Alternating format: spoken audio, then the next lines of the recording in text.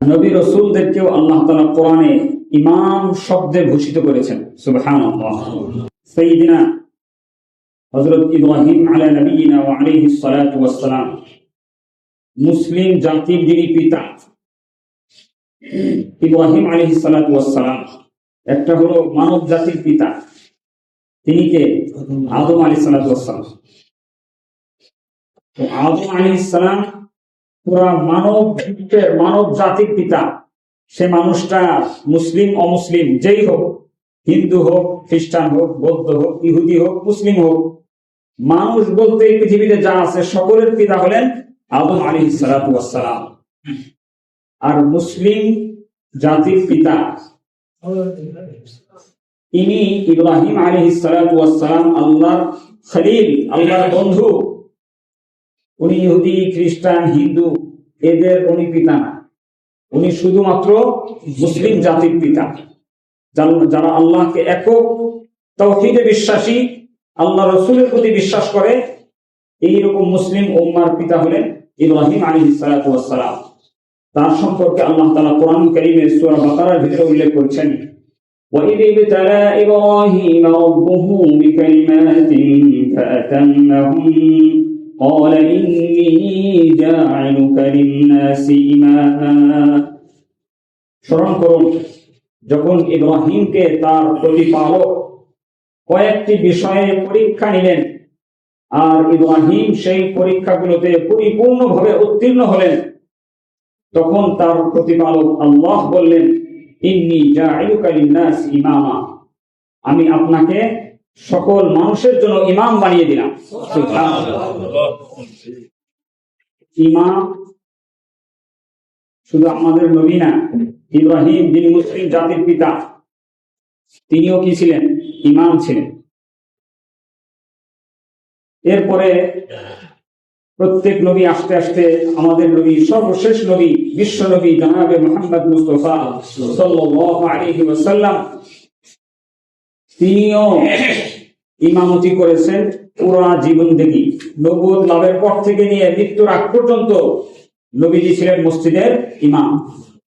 মসজিদের ইমাম থেকেই উনি মসজিদের ভিতরে ইমামের কি কি দায়িত্ব করণীয় এবং ইমামের মর্যাদা কি, এই বিষয়টি 23 বছরে পুরা মুসলিম বিশ্বকে উনি চিনিয়ে গেছেন, দেখিয়ে গেছেন, বুঝিয়ে গেছেন যে ইমামের দায়িত্ব কতটুকু, ইমামের মর্যাদা কি। স্বয়ং আমি নবী, বিশ্ব নবী, আমি মসজিদের ইমাম। মসজিদে থেকে নবীজি সাল্লাল্লাহু আলাইহি ওয়াসাল্লাম যে সকল দায়িত্ব আঞ্জাম দিয়েছেন, একজন ইমামের দায়িত্ব কতটুকুই। বর্তমান বিশ্বে 25 লক্ষ মসজিদে ইমামতি করছেন যারা, তারা সকলেই যে মসজিদে ইমামের জায়গায় দাঁড়ান, এই জায়গাটা সাধারণ কোনো জায়গা না। এই জায়গায় দাঁড়াতেন কে? বিশ্বনবী জনাবে মুহাম্মদ মুস্তাফা সাল্লাল্লাহু আলাইহি ওয়াসাল্লাম।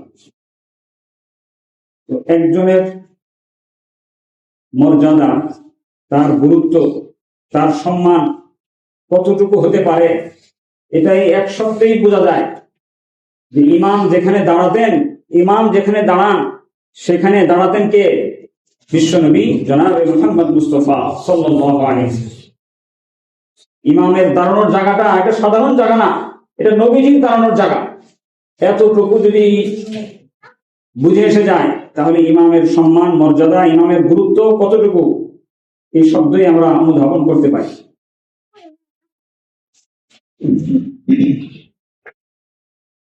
আল্লাহ তাআলা কোরআন কারীমে সেক্রেটারি, সভাপতি, আরো যত পদবি আছে, এরকম কোন পদ কোরআন হাদিসে কোথাও নাই।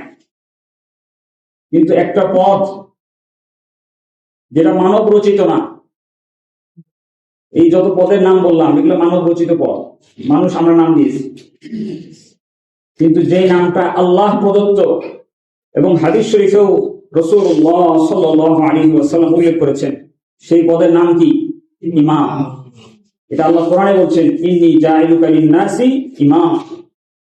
আল্লাহ প্রদত্ত যে পদবী ইমাম, এটা দুনিয়ার কোন বানানো পদবী না, আল্লাহ প্রদত্ত। এই জন্য এটার গুরুত্ব, এটা অপরিসীম। এই জন্য যুগে যুগে আল্লাহ তাআলা ইমামদেরকে এই মর্যাদা দিয়েছেন। আপনারাও যদি হিস্ট্রি দেখেন, ইসলামের শুরু থেকেই সমাজের সব থেকে শ্রেষ্ঠ মানুষ তাদেরকে আল্লাহ তাআলা এই মর্যাদায় দিয়ে ভূষিত করেছেন যে তারা সমাজের ইমাম হয়েছে। নবীজি ইমাম, নবীজির পরে খোলাফায়ে রাশিদিন ইমাম। যারাই ইসলামী রাষ্ট্রের প্রধান তারাই সেই রাষ্ট্রের ইমাম। ইমামতের দুইটা অর্থ, এক ইমাম হলো মসজিদের ইমাম নামাজের, আর রাষ্ট্রপ্রধানকেও ইসলামী শরীয়তে কি বলা হয়? ইমাম বলা হয়। আমাদের নবী, বিশ্ব নবী জনাবে মুহাম্মদ মুস্তাফা সাল্লাল্লাহু আলাইহি ওয়াসাল্লাম, উনি শুধু সাহাবীদের বা মুসলিম উম্মতের ইমাম ছিলেন না। এই মেরাজের রজনীর ঘটনা আপনারা জানেন। যখন আল্লাহ তাআলা সমস্ত নবী রাসূলদেরকে মেরাজের রাত্রে উনি মসজিদুল আকসায় একত্রিত করলেন, সকল নবী রাসূলের সামনে ইমাম বানিয়ে দিলেন আমাদের নবী জনাবে মুহাম্মদ মুস্তাফা সাল্লাল্লাহু আলাইহি ওয়াসাল্লাম।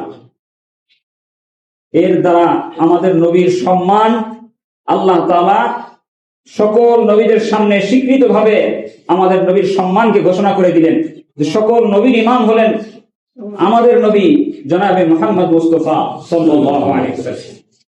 পাশাপাশি ইমামতির মর্যাদা যে কত বেশি এটাও বুঝে আসে যে ইমাম হলেন সকল সমাজের ভিতরে, সকল মানুষের ভিতরে সব থেকে মর্যাদা সম্মানিত ব্যক্তি। হাদিস শরীফে রাসূলুল্লাহ সাল্লাল্লাহু আলাইহি ওয়াসাল্লাম ইরশাদ করেছেন, আল ইমামু যামিনুন, ইমাম হলেন সালাতের সর্ববিষয়ের উনি জামিন, জিম্মাদার, দায়িত্বশীল। অন্য হাদিসে রাসূলুল্লাহ সাল্লাল্লাহু আলাইহি ওয়াসাল্লাম ইরশাদ করেছেন, ইন্নামা জুইলাল ইমামু লিয়ুতাম্মা বিহি ফাইযা রাকা'a ফারকা'ু ওয়া ইযা ক্বালা রাফা'a ক্বালা ক্বালু রাব্বানা ওয়া লাকাল হামদ ওয়া ইযা ক্বালা সামি'a আল্লাহু লিমান হামিদা ক্বালু রাব্বানা লাকাল হামদ। ইমামকে নিযুক্তই করা হয়েছে তার অনুসরণের জন্য, তাকে অনুসরণ করার জন্যই ইমামকে ইমাম বানানো হয়েছে। ইমামের অর্থই হলো তাকে অনুসরণ করতে হবে। কিভাবে? এটা প্র্যাকটিক্যাল। নবী বলছেন যে ইমাম যখন নামাজে দাঁড়াবে তোমরাও তার সাথে নামাজে দাঁড়াও। ইমাম রুকুতে গেলে তোমরাও রুকুতে যাও। ইমাম রুকু থেকে উঠবে, সামি আল্লাহু লিমান হামিদা বলবে, তোমরা রব্বানা লাকাল হামদ বলো। তো ইমামকে অনুসরণ করার জন্যই আল্লাহ তাআলা ইমামকে ইমাম বানিয়েছেন। অনুসরণ করতে হয়। ইমামের পিছনে পিছনে, ইমামের আগে যাওয়া যায় না। কেউ যদি নামাজের ভিতরে ইমামের আগে যায়, নামাজ হওয়ার সুযোগ আছে? আর না, ইমামের পিছনে থাকতে হবে।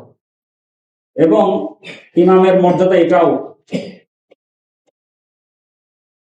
ইমামের পিছনে সকল মুসল্লি সকলেই সমান। যদি রাষ্ট্রের প্রেসিডেন্ট আসে, প্রধানমন্ত্রী আসে, এমপি, যে কোনো উচ্চ লেভেলের কর্মকর্তা আসেন, ইমামের পিছনে ইমামের অনুসরণ করতে হবে। ইমামের অনুসরণ ছাড়া তার নামাজ হবে না।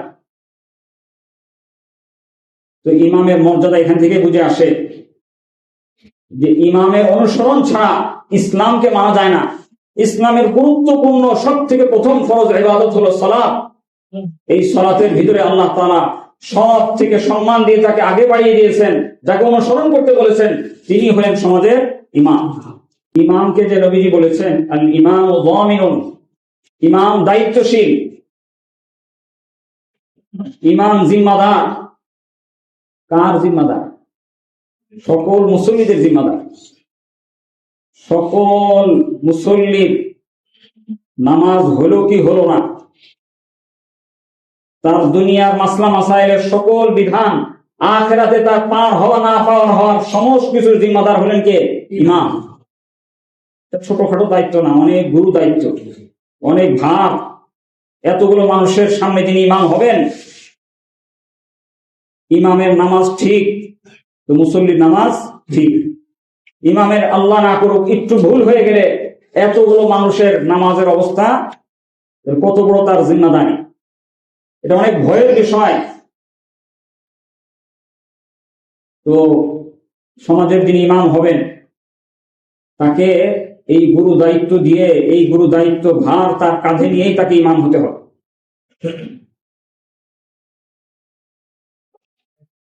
ইমাম জিম্মাদার হয়েছেন সবার, মসজিদের যত মুসল্লি আছে সকলের জিম্মাদার উনি, ইমামের কোনো জিম্মাদার নাই।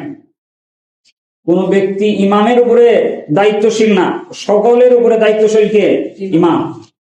এজন্য মসজিদের কমিটি হয়, ইমামের কমিটি হয় না। মসজিদের সেক্রেটারি সভাপতি আছে, কিন্তু ইমামের কোনো কি নাই, সেক্রেটারি সভাপতি নাই। কেন? সেক্রেটারি সভাপতি তাদের উপরেও জিম্মাদারি কার? ইমামের। ইমামের উপরে কারো কোনো জিম্মাদারি নাই। কেন? ওই ইমাম তিনি তো সরাসরি নবীর ওয়ারিস, নবীর প্রতিনিধি। এখানে আগে নবীজি দাঁড়াইতেন, এরপর সাহাবায়ে কেরাম দাঁড়িয়েছেন, এখন এই দাঁড়ানকে নবীর উত্তরসূরি, নবীর প্রতিনিধি একজন ইমাম। সুবহানাল্লাহি ওয়া বিহামদিহি। নবীর জায়গায় যিনি দাঁড়িয়েছেন তার দায়িত্ব, ওই নবীওয়ালা দায়িত্ব তার উপর চলে আসছে। পুরা উম্মতকে নিয়ে ফিকির করা, পুরা সমাজের মানুষ, রাষ্ট্রের মানুষের হেদায়েত, এই সকলের জিম্মাদারি, এই গুরু দায়িত্ব তারপর আসছে। ইমাম সাহেব যদি মনে করেন না আমি শুধু পাঁচ ওয়াক্ত নামাজ পড়িয়ে বাস আমার দায়িত্ব শেষ, এই দায়িত্ব ইমামের আদায় হবে। ইমামকে পুরা এলাকার সকল মুসলমানের জিম্মাদারি নিতে হবে। শুধু মুসল্লি না, যারা নামাজে আসছে ওই ব্যক্তিটাই সীমাবদ্ধ না, ওই ব্যক্তির পুরা পরিবার, তার সন্তান, সকলের বিষয়ে গুরু দায়িত্ব আছে কার? ইমামের। নবীজি কি শুধু সাহাবীদের মুসল্লি ছিলেন, ইমাম ছিলেন না? সাহাবীদের যারা স্ত্রী, তাদের সন্তানাদি সকলের ইমাম, সকলের ইমাম। যারা মসজিদে আসবে না তাদেরও ইমাম উনি। এর মানে কি? পারিবারিক যে কোনো ধরনের সমস্যার সমাধান কার কাছে আসতে হবে? ইমামের কাছে আসবে। আমাদের সমাজে এগুলো আমরা বোঝার চেষ্টা করি না। একজন ইমামের গুরু দায়িত্ব সমাজের যে কোনো বিষয়ের জটিলতা, সমস্যার সম্মুখীন হলে ইমামের কাছে এটা সমাধান পেতে হবে। ইমামের এটা গুরু দায়িত্ব। পৃথিবীতে অনেক জায়গায় এইরকম সুন্দর নিয়ম পদ্ধতি সিস্টেম চালু আছে। পারিবারিক যে কোনো জটিলতা হলে পুরা পরিবার ইমামের কাছে আসেন। ইমাম পুরা পরিবারের সব সমস্যা শুনে কোরআন হাদিসের দৃষ্টি থেকে, ইসলামী দৃষ্টিকোণ থেকে সমাধান দেওয়ার জন্য আপ্রাণ চেষ্টা করে। আমাদের ভিতরেও এইরকম সিস্টেম চালু হওয়া দরকার আছে না নাই? আছে। ইমামেরও ওই আগ্রহ নাই, মুসল্লিদের তো কোনো খবরই নেই।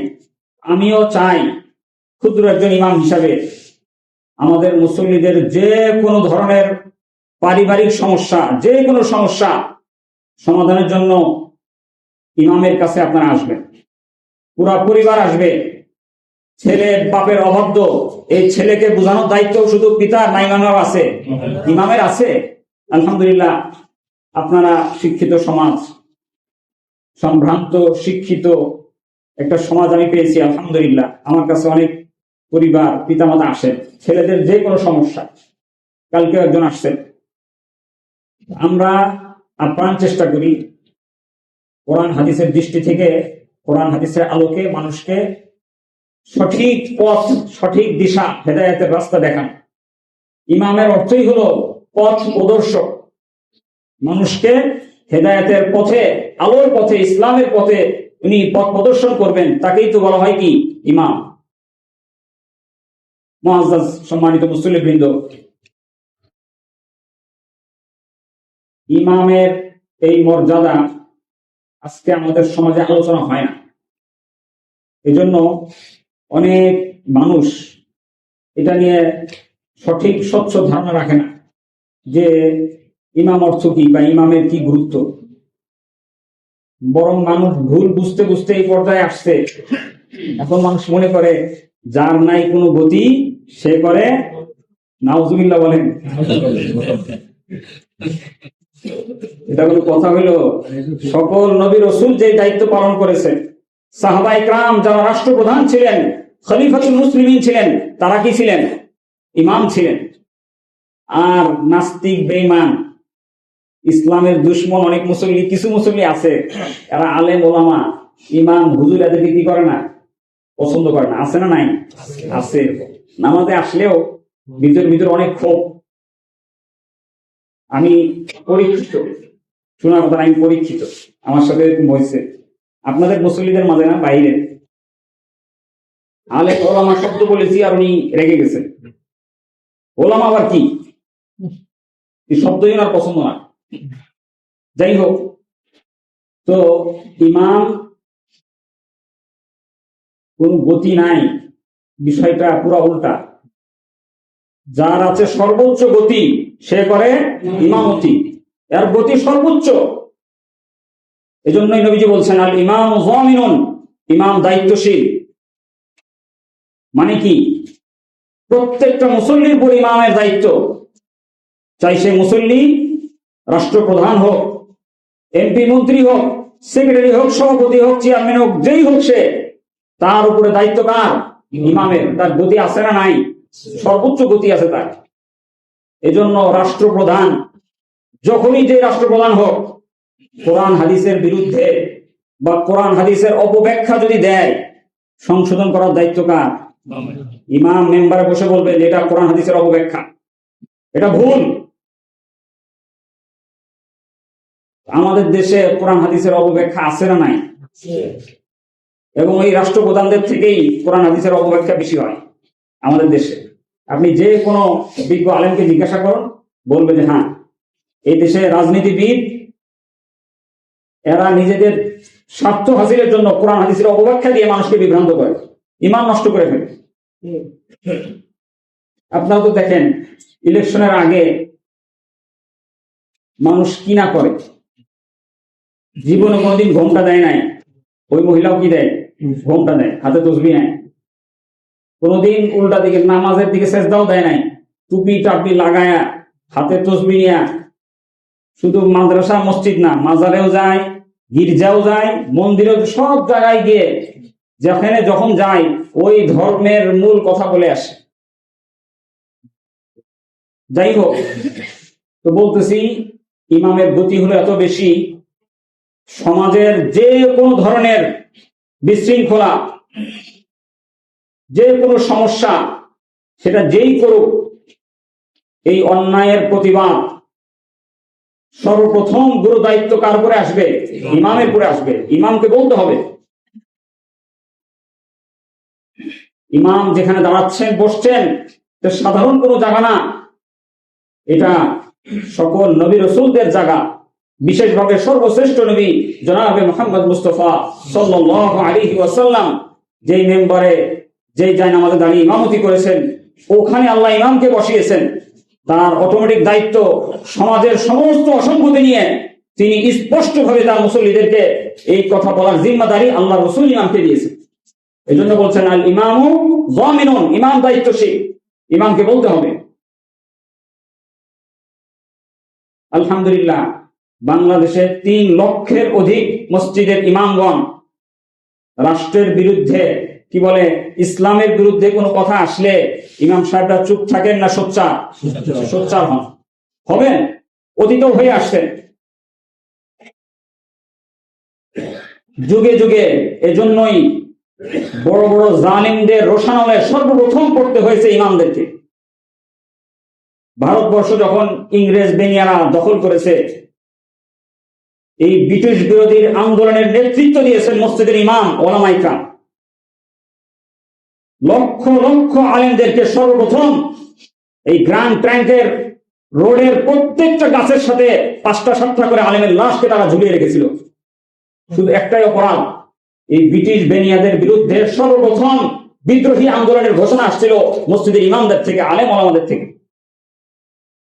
ইতিহাস পড়ে দেখেন, শুধু মনে করছে যে হুজুর ইমাম সাহেব মানে ছোটখাটো একটা মানুষ। একজন ইমাম, সে নবুয়তি জিম্মাদারি নিয়ে, ইসলামের পুরা জিম্মাদারি নিয়ে তাকে আল্লাহ ইমাম বানিয়েছে। ইমামের মর্যাদা, ইমামের সম্মান এটা এত বেশি, এত বেশি। ওলামা ইকরামের সম্মানিত সাধারণ, আল্লাহ কোরআনে বলেছেন, ইয়ারফাইল্লাহুল্লাযীনা আমানু মিনকুম ওয়াল্লাযীনা উতুল ইলমা দারাজাত। ইয়ারফাইল্লাহুল্লাযীনা আমানু মিনকুম, তোমাদের মধ্যে যারা ঈমান এনেছে তাদেরকে আল্লাহ তাআলা অনেক সম্মানিত করেছেন। সুবহানাল্লাহ বলেন। ঈমানদারদেরকে সম্মান দিয়েছেন কে? আল্লাহ। সূরা মুজাদালার ভিতরে আল্লাহ বলছেন যে ঈমানদারদেরকে সমন্বিত করেছেন, মর্যাদাবান করেছেন কে? আল্লাহ। সাধারণ মুসলমানদের মাঝে এত সম্মান, তো মুসলমানদের মাঝে, ঈমানদারদের মাঝে আলেম ওলামা আছেন না নাই? আছেন। আল্লাহ তাআলা প্রথমে বলছেন ঈমানদারদেরকে আল্লাহ তাআলাই সম্মানিত করেছেন, মর্যাদাবান করেছেন, মর্যাদা দিয়েছেন। ওয়াল্লাযীনা উতুল ইলমা দারাজাত, আর যাদেরকে আল্লাহ তাআলা ইলম দিয়েছেন, জ্ঞান দিয়েছেন, আলেম বানিয়েছেন, তাদের মর্যাদাকে আল্লাহ বহুগুণ বাড়িয়ে দিয়েছেন। সুবহানাল্লাহ বলেন। আলেমদের মর্যাদা বাড়িয়েছেন কে? আল্লাহ। সমাজের ইমাম তো আলেমরা হবেন, আমরা জানি। এটাও হাদিস শরীফে এসেছে যে ইমামের যোগ্য কে। হাদিসে বিষয় বিস্তারিত আলোচনা হয়েছে। স্বয়ং রাসূলুল্লাহ সাল্লাল্লাহু আলাইহি ওয়াসাল্লাম বলেছেন, আ'লামুহুম বিল কিতাব আকরাউহুম বিল কিতাবি ওয়াস সুন্নাহ, যিনি কারি হবেন, কোরআন এবং সুন্নাহ সম্পর্কে সবচেয়ে বেশি জ্ঞানী হবেন, তিনি হলেন ইমামের সবচেয়ে বেশি যোগ্য। তো আলেম ওলামাদের মর্যাদা, ইমামের মর্যাদা আল্লাহ তাআলা এভাবে বাড়িয়ে দিয়েছে। শুধু দুনিয়াতে না, দুনিয়াতে অনেকে ইমামদের মর্যাদা দেয় না, কারণ উনি তো ইসলামের পরিপূর্ণ জ্ঞান নাই, না বোঝার কারণে ইমামদের মর্যাদা করে। এটা এখন বুঝে আসছে না, কিন্তু কাল কিয়ামতের ময়দানে যখন ইমামের মর্যাদা আল্লাহ দিবেন, তখন টের পাবে যে ইমামের মর্যাদা কত বেশি। আমাদের ভিতরে যদি নতুন কোনো নতুন একটা ওসি আসছে, তো একটা মানুষ সাধারণ পোশাকে সিভিল ড্রেসে আছেন, চিনতে পারে নাই, ধাক্কাধাক্কি করে বাসে উঠে, বাজারে গিয়ে ধাক্কাধাক্কি করে, মাঝে মাঝে ঝগড়াঝাটিও করে ফেলছে। পরে যখন থানায় গিয়ে ইউনিফর্ম পরে ওসি সাহেবকে দেখছে, এখন লম্বা করে স্যালুট, কত ঝগড়া করছি ওনার সাথে, ধাক্কাধাক্কি করে আসলাম, এখন দেখি উনি ওসি। এরকম হয় না সমাজে? দুনিয়াতে ইমাম সাহেবদেরকে অনেকেই কেয়ার নাই, কোনো ভ্রুক্ষেপ নাই। কিয়ামতের ময়দানে যখন বড় বড় হুমরা চোমরা নেতারা কাপড় ছাড়া উঠবে, কি অবস্থায় উঠবে? কাপড় নাই। কি বলেন? আমি বলি না, এটা হাদিস শরীফে আসছে। কিয়ামতের ময়দানে সকল মানুষ যখন কবর থেকে উঠবে, কি অবস্থায় উঠবে? কাপড় ছাড়া। আম্মা জান আয়েশা রাদিয়াল্লাহু আনহা বললেন, ইয়া রাসূলুল্লাহ, পুরুষদের কথা নাই বুঝলাম, আমরা মহিলাদের অবস্থা কি হবে? নবীজি সাল্লাল্লাহু আলাইহি ওয়াসাল্লাম ইরশাদ করলেন, কিয়ামতের ময়দানে ভয়াবহতা এত বেশি প্রকট হবে, মানুষ কারো দিকে তাকানোর কোনো সুযোগ পাবে না। ওই সময় ইমাম কি জিনিস, ইমামের মর্যাদা কি, ইমামের দাম কত, তখন হারে হারে টের পাবে যে ইমামের দাম কত বেশি। হাদিস শরীফে আসছে, রাসূলুল্লাহ সাল্লাল্লাহু আলাইহি ওয়াসাল্লাম ইরশাদ করেছেন, আল্লাহ তাআলা ইমামদেরকে কিয়ামতের ময়দানে মিশকের স্তূপের উপরে আল্লাহ তাআলা তাদেরকে সম্মানিত করবেন। সুবহানাল্লাহ। তিন শ্রেণীর মানুষকে আল্লাহ তাআলা মিশকের উপরে আসন দিবেন, মিশকের স্তূপের উপরে তারা আসন গ্রহণ করবে কিয়ামতের ময়দানে, যখন সকল মানুষ আযাবের ভিতরে মুবতালা হাবুডুবু খেতে থাকে। তার ভিতরে একজন হলেন ইমাম কওমিন, মসজিদের ইমাম, যার প্রতি তার মুসল্লিরা বা সমাজের লোকরা যার প্রতি সন্তুষ্ট ছিল।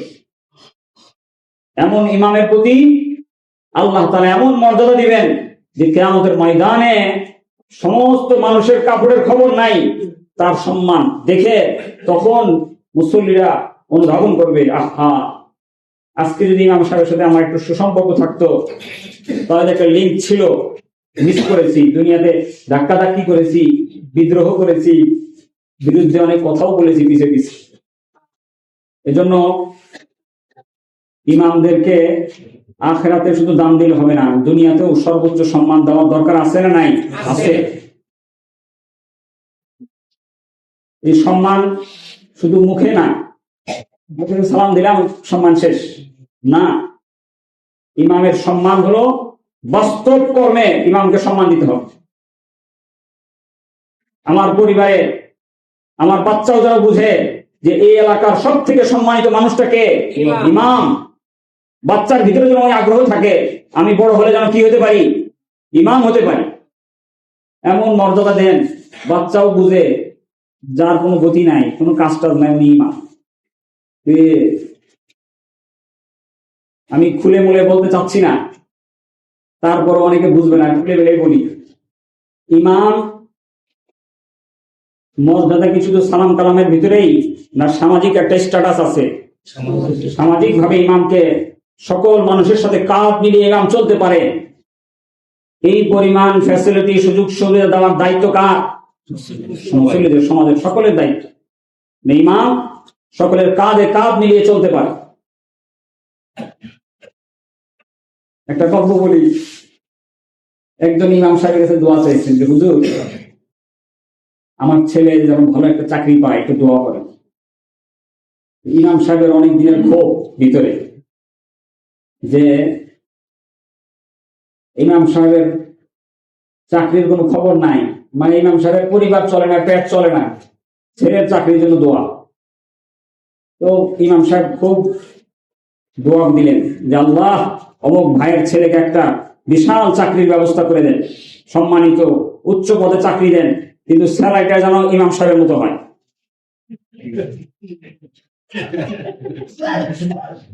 বুঝতে পারছেন বিষয়টা? খুব দোয়া দিয়েছেন, আল্লাহ অনেক বড় উচ্চ পদস্থ একটা চাকরি দিয়ে দেন, কিন্তু স্যালারিটা কার মতো হয়? ইমামের মতো হয়ে যায়। খুশি না বেজার? এবার এই যে ইমাম সাহেবকে এত মর্যাদা দিয়েছেন যে নিজের ছেলে ইমামের মতো, অন্য দিক দিয়ে সমান না হলেও স্যালারির দিক দিয়ে যেন কি না হয়, সমান না। এই বৈষম্যতা সমাজে আছে না নাই? আপনাদের নির্দিষ্ট কোনো মসজিদের কথা আমি বলবো না, পুরো বাংলাদেশ এই সমস্যার ভিতরে আছে। ইল্লা মাশা আল্লাহ। এতক্ষণ আলোচনা শুনলেন যে ইমাম এই এলাকার সব থেকে সম্মানিত ব্যক্তি, রাষ্ট্রপ্রধান আসলেও ইমামের পিছনে তাকে নামাজ পড়তে হয়। ইমাম রুকু দিলে তিনি ইমামের পিছনে রুকু দিবেন, সেজদা দিলে তাকে ইমামের পিছনে সেজদা দিতে হবে, আগে যাওয়ার কোনো সুযোগ নাই। তাহলে রাষ্ট্রপ্রধানের থেকেও ইমামের সম্মান বেশি না কম? বেশি। ইমাম তো নবী ছিলেন। এই ক্ষেত্রে ইমামের সম্মান দিতে গিয়ে কার্পণ্য করা, এটা তো আমাদের ছোট মানসিকতার পরিচয়। এটা সমস্ত, আপনার শুধু এই মসজিদের দিকে তাকাবেন না, আমি সব মসজিদের কথা বলছি। প্রশ্ন আসতে পারে যে হুজুর, খোলামেলা আপনি আলোচনা করেন, বলেন তো যে একজন ইমামের সম্মানই কতটুকু হওয়া উচিত? আগে বলে রাখি, ইমামের কোনো স্যালারি, বেতন হয় না। ইমামের কি হয় না? বেতন হয় না। বেতন দিলে তো বেতনভুক্ত কর্মচারী হয়, আর যে বেতন নেয় এমন বেতনভুক্ত কর্মচারীর বিষয়ে আপনি নামাজ পড়বেন কি? আপনার নামাজের ভিতরে তো মনোযোগী আসবে না, এই বেতনভুক্ত একজন। এই জন্য ইমামের কোনো বেতন হয় না, ইমামের হয় কি? সম্মানী। আর সম্মানী এটা নির্দিষ্ট হয় না, এটা মুসল্লিরা ইমামকে যত বেশি সম্মান করবে ওই পরিমাণ কি হবে? সম্মানী হবে। কাটসাপ কথা। এজন্য প্রশ্ন আপনাদের আসতে পারে যে হুজুর, একজন ইমামের সম্মানী শরীয়তের দৃষ্টিতে, ইসলামী দৃষ্টিকোণ থেকে, কোরআন হাদিসের মেজাজ অনুযায়ী একজন ইমামের সম্মানী কত হওয়া উচিত? বলবো আমি, সুন্দর একটা প্রশ্ন, অনেকে এই প্রশ্ন কোনদিন করেও নাই, জানতেও চায় না যে একজন ইমামের সম্মানী কত হওয়া উচিত। এটা কি ইসলামী প্রশ্ন কিনা? গুরুত্বপূর্ণ একটি প্রশ্ন। উত্তর হলো, ইমামের জন্য ইসলামী শরীয়তে নির্দিষ্ট কোনো পরিমাণ নির্ধারণ করে দেয় নাই যে ইমামকে 1 লাখ দিতে হবে, 2 লাখ দিতে হবে, 20,000, 5,000 দিতে হবে, এরকম কোনো নির্দিষ্ট নাই।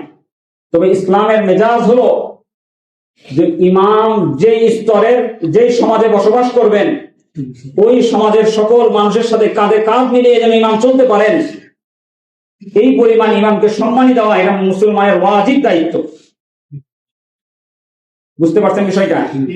গ্রামের মুসল্লি, গ্রামের ইমাম, তার জন্য গ্রামে যেন সব শ্রেণীর মানুষের সাথে উনি কাঁধে কাঁধ মিলিয়ে চলতে পারেন, তাকে ওই পরিমাণ সম্মানী দিতে হবে।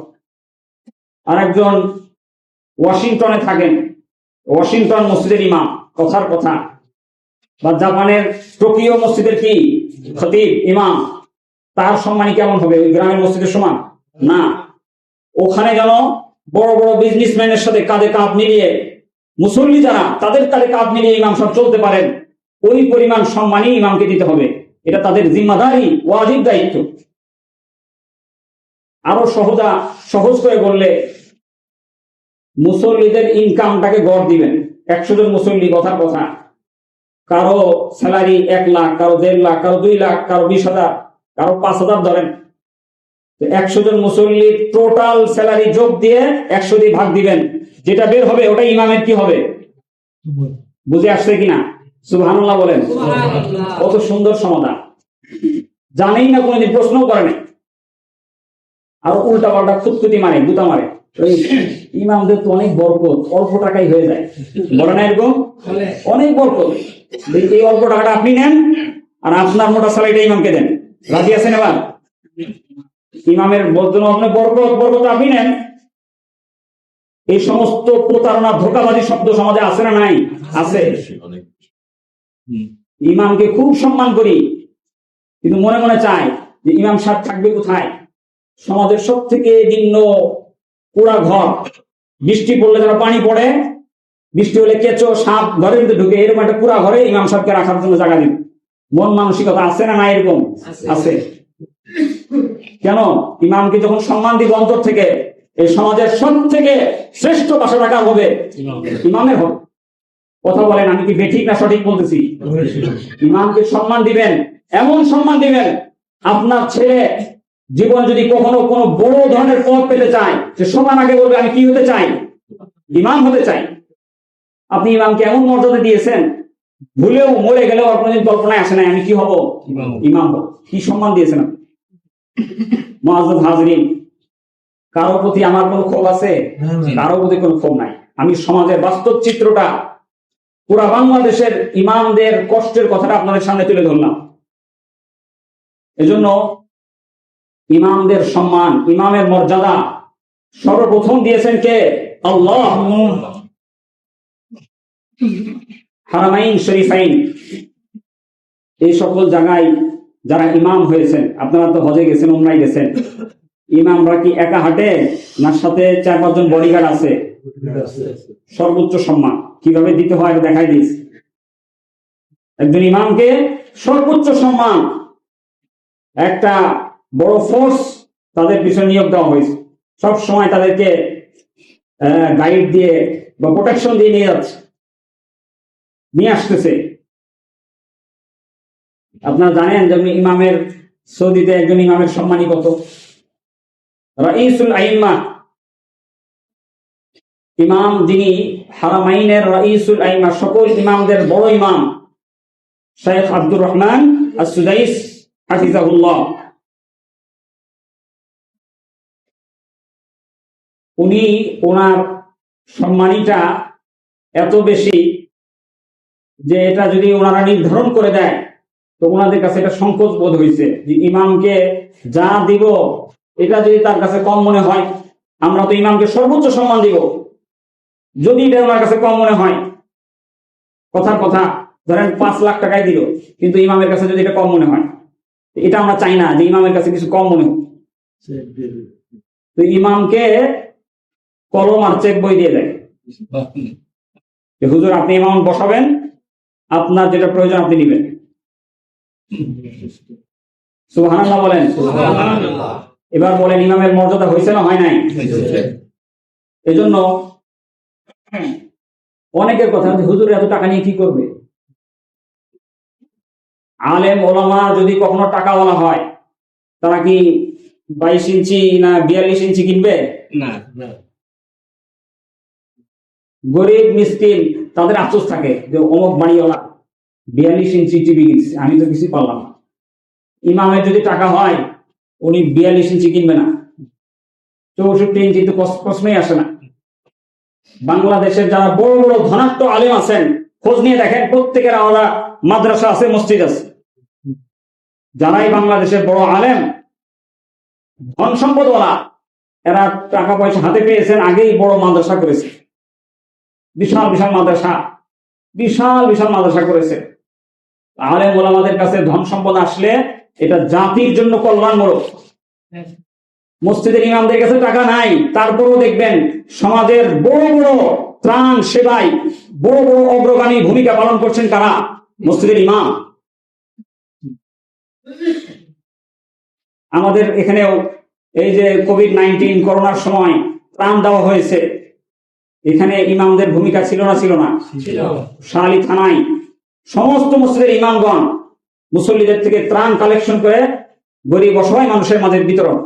যাকাত ইমামরা কালেকশন করছেন, করে আবার গরিব অসহায়দের মাঝে বিতরণ করছেন। তো সমাজের প্রত্যেকটা গুরুত্বপূর্ণ কাজে ইমামদের ভূমিকা আছে।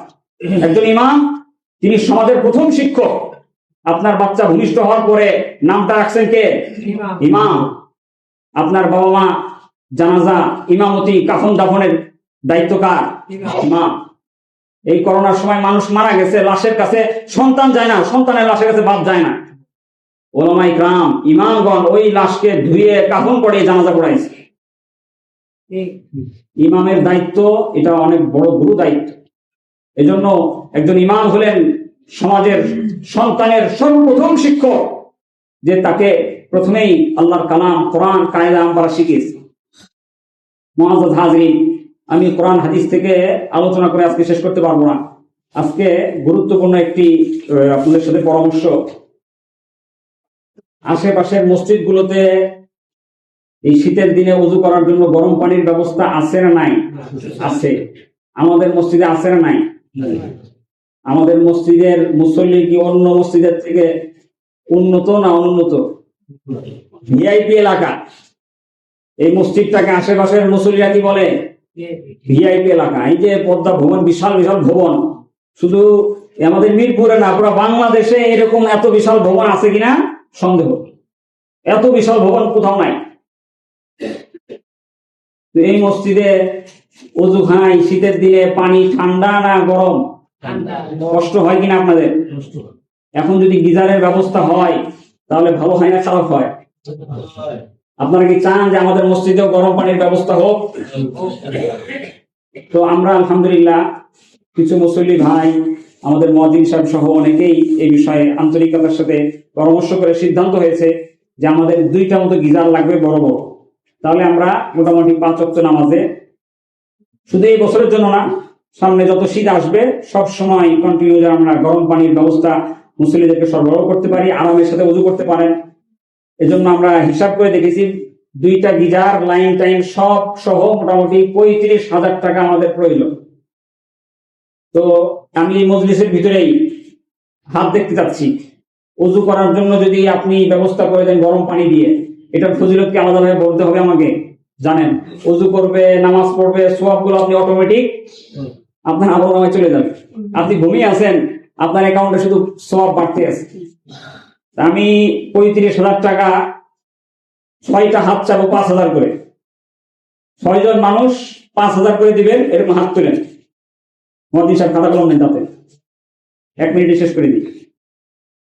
মাশাআল্লাহ, একটু হাতটা উঁচা রাখেন। মুয়াজ্জিন সাহেব নাম লিখবে। আলমগীর সাহেব আছে।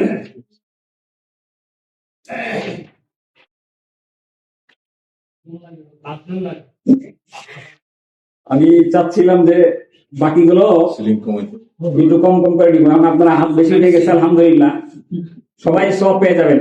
জি, নাম তাদের লেখেন। পিছনের নামগুলো একটু বলেন। আপনারা এখন যারা নাম লেখাচ্ছেন, এই নামাজের পরে এসে আপনাদের মোবাইল নাম্বার বা পুরোনো ঠিকানা আপনারা দিয়ে দেন, তাহলে ওনাদের জন্য সুবিধা হবে। এই হাতগুলো উঠান, আরেকবার উঠান, মুয়াজ্জিন সাহেবের নাম লিখবে।